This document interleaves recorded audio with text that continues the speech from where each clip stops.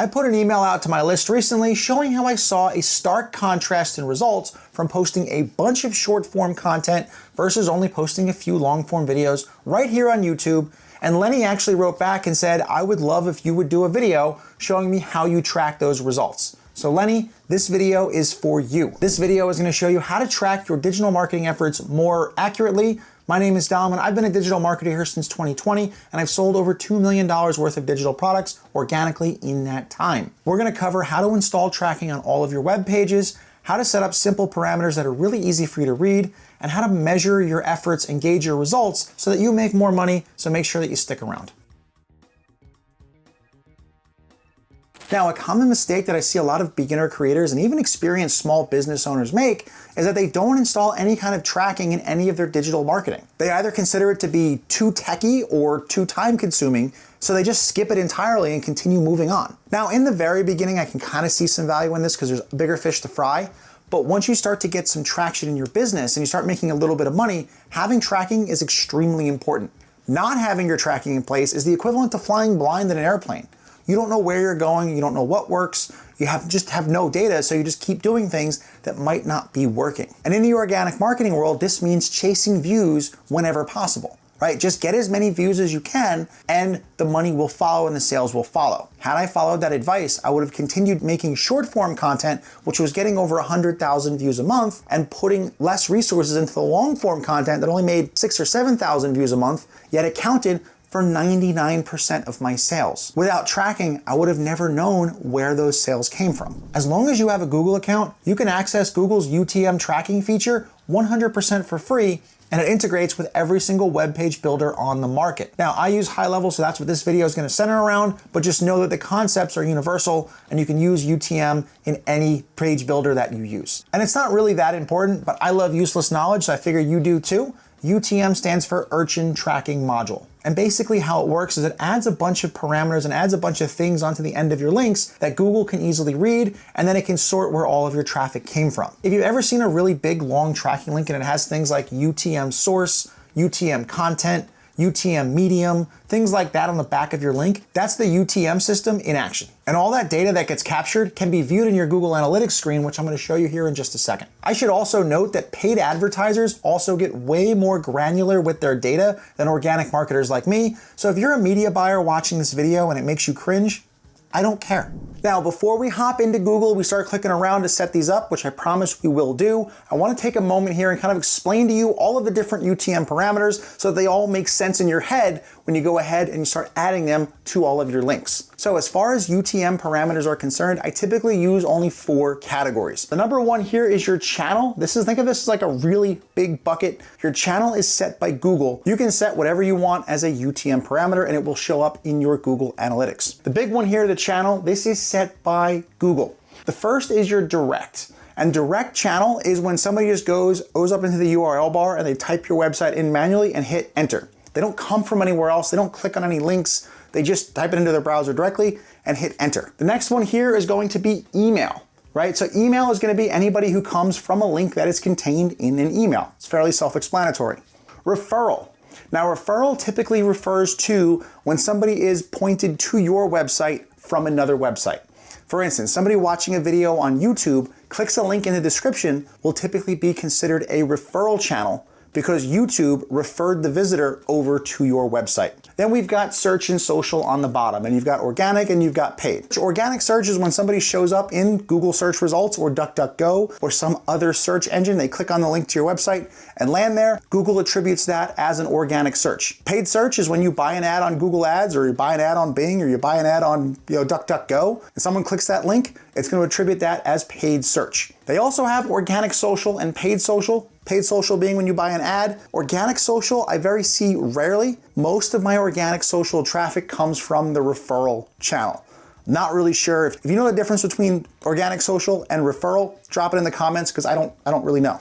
Next up, we have Medium. And now Medium is a slightly smaller bucket, but the bucket is still pretty large. I only use 4 Medium buckets here. There's referral traffic, which I again use for all of my social media traffic, which is referral. Email is all of my email traffic that comes from the links in the bottom of my emails, as well as the links in the body themselves. I've got organic, which again is organic video that I don't pay, organic media that I don't pay ads for. And then email broadcasts. So for me, if I have email versus email broadcasts, I'll use email on an automatic and autoresponder, something that's pre-programmed to go out. And I'll use email broadcasts on the emails that I write manually and go ahead and blast to my list so I can note the difference where the traffic is coming from. And then coming into the other buckets that we have, I actually use 5 instead of 4. They start to get a little bit more specific and a lot more granular. So source is typically where you're going to be platform specific. So you're gonna have things like YouTube, Facebook, Instagram, TikTok, ChatGPT. That's gonna be basically, again, the platform where the person came from. So they might be in that social media bucket, but you might have 2 or 3 different social media sources. You can use source to break down which social media platform they came from. Then you can get even more specific with the campaign parameter. For me, I use the campaign parameter if I'm sending somebody to a link in bio, or you can use if you're running a series of emails or a series of campaigns like your summer savings email series, you can use your campaign there. And then finally, you've got content. You can get super specific. I don't do this, but I know people who do. You can actually just use specific links on specific videos, posts, use the video name, use the email name in your content. I do that for email,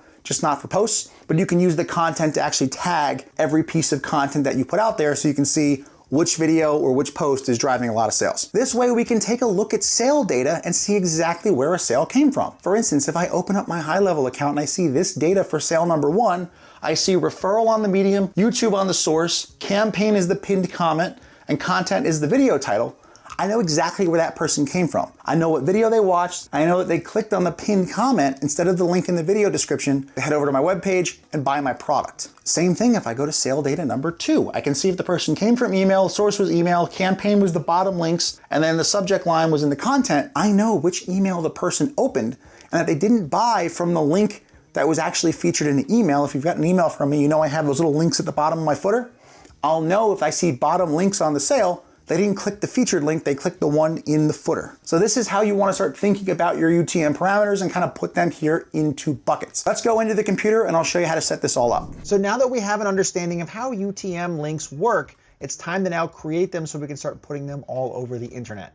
Now, your Google Analytics will sometimes track the largest buckets automatically, but to make sure that all of the UTM parameters that you want tracked are tracked, we have to create a UTM tracking link. So what I've done here is I've gotten to Google's Dev tool, which is their campaign URL builder. You can usually just Google UTM tool. I'll leave a link to it down below. But essentially, this is how you're gonna turn all of your links into UTM links without having to remember what the actual parameters and special characters are. So what we're gonna do here is let's take a normal website link. So we can go https donbavaro.com, right? We're gonna use my website here for this particular exercise. If we go there and we go to my website, come over to here, that's probably gonna register as a direct link. So what we can do now is we can go campaign source is going to be the platform. So we're gonna have YouTube. Campaign medium is going to be organic video. Campaign name, we're gonna go video description. I just created a cardinal sin here. You cannot have spaces or it's gonna put the ampersand 20. So anywhere you want to put a space, make sure you have an underscore. Coming through here, and then content, if I want to make the video title, I can go ahead and do that. And what you'll notice is as you're adding these parameters, it's creating this big long UTM link down here. And you'll see that you've got the question mark, UTM source equals, and UTM medium equals, and UTM campaign equals. But you'll see here, this is a really big, long, ugly link. Now, one thing that I like to do is I like to use URL redirects inside high level. And in my opinion, it looks a little bit more trustworthy seeing a Don Bavaro link versus a bit.ly link. So what we're gonna do to create this a nice redirect link, we're gonna go ahead and we're gonna copy this. And what you'll see now inside of high level are other redirects that I've created. So for instance, I've got my 90 days digital apprenticeship. There's also a link down below. You can start for free. I've got my YouTube, my other YouTube channel, my Instagram, my Facebook, my LinkedIn, and my TikTok links. They're all different. So you've got /90 days -TT for TikTok is a different link than 90 days -YT for YouTube. If you go ahead and you open this up, you'll see that I have my target URL with all the UTM links here on the back. So that's basically what we're gonna do here. So you have your link, you go here, create a redirect. We're gonna use the Dom Bavaro and we're gonna go /test link, right? Usually I'll go like test and then the platform that you wanna put your UTM link on. So test YouTube, test Facebook, something like that. Use a URL redirect and then just paste that link down there in the bottom. And now you go ahead, you add the redirect. It's gonna take a couple seconds for high level to create that. And then we can go here, we can go to dombavaro.com/test/YouTube. And you'll notice, watch the URL bar, it's gonna change it and then add all of those UTM parameters. That's how we can get people with simple links into UTM tracking links. But this only works if you have Google Analytics installed on your site. Let me show you how to set that up. Now, to install Google Analytics quick and easy, head over to analytics.google.com. If you do not have a Google Analytics account, your page is gonna look something like this with a blue button that says Start Measuring. Just make sure that you're logged into a Google account that you wanna use for your business. And once you have your Google account created, there's gonna be some information they're gonna ask. You're gonna come over here. From the home screen that you're gonna see here, if you come down here into admin, you will see one where it says data streams over here on the right. We wanna first create a data stream, which is gonna take all of the events that it's gonna track and put it into a single stream, and then you're gonna put the code for that stream on your website. So what we would do into here, we go add stream web. It's gonna give me a notice here because I have my own stream I'm not gonna disrupt. We're gonna hit yes, and you're gonna have your website. Stream name, we're gonna go test stream. Again, you're gonna just name it for your website. We can hit create and continue. And now what this is going to do, it's gonna set up a Google tag that you wanna put on all of your websites. Now, since I have Google Tag Manager installed, that's a completely different video. You probably don't have Google Tag Manager. Quick and easy way, the first way I did it was to install the Google code manually. So basically what it's doing, it's gonna give you this little snippet of code. And what you wanna do is put it on every page of your website. Now, high level makes this very, very easy. Coming here into high level, I'm in a demonstration account here. We've got your main website. If you have all of your pages here, come over to the settings over here and then put your head tracking code right there. And if you kind of scroll this down, that's where you're going to put this. And by installing it here in the settings menu, it's going to put it on every single page in this website. If you've got multiple pieces of websites, you have to do this for every active funnel or website you have inside your high level account. Scroll down here, we go ahead and we hit save. Once that's done, it is installed. So what we're gonna do is we're gonna go and test our installation. And that didn't work because I put the code in a test website. All right, let's do this again. So what we've done is I actually updated the URL to the actual test website that I put this into. And we're gonna go ahead and we're gonna test this again. We're gonna go to the install manually, yes, hit test. Now it's gonna go ahead, it's gonna test the instruction, look for that code, and we should get a green light this time. There we go. Once we have our green light here checked, we now have Google Analytics installed on our website. Now we can go ahead and we can start creating all of those UTM links in all of those locations that we want to track what we're doing. And that's really all you have to do is install that code and then create all of your links to tracking links, and then Google's gonna do the rest. Let me show you what it looks like when you get it up and running. When you get things up and running, you can go over here to the reports tab inside of your Google Analytics, go down here into your traffic acquisition or your user acquisition. User acquisition is gonna track unique people. Traffic acquisition is going to track actual visits. So if somebody visits your website 3 times in a day, it's going to show 1 user and 3 traffic. So it doesn't really matter. That's just the difference between the two. If you come down here, you can come down and see your source and your medium, and it'll tell you where your traffic is coming from. If you go in, we have a lot of direct traffic, which just happens, right? People will Google you or people will remember the website and just put it in. That happens. But now you can see that my traffic is coming from YouTube, the bottom links in my email, Google search, and my email, and then ChatGPT. That's where the majority of all of my web traffic is coming from. And this is what tells you what to do more of in terms of traffic, but it doesn't tell you the entire story. And to show the other side of the coin, high level will actually show all of the UTM parameters on your purchases. So you can go through your purchases in your high level account, go through your transactions, and just pull up the customer record.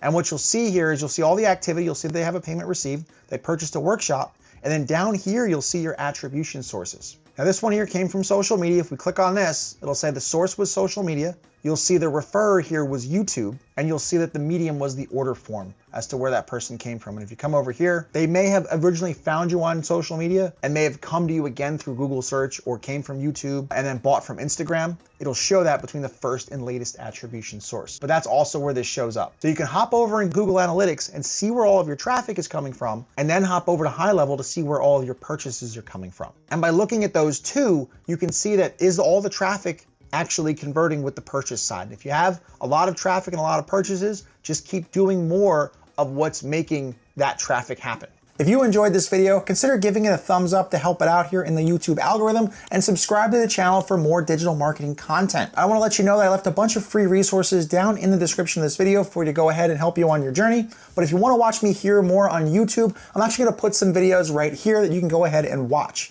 Either way, I will see you in another video.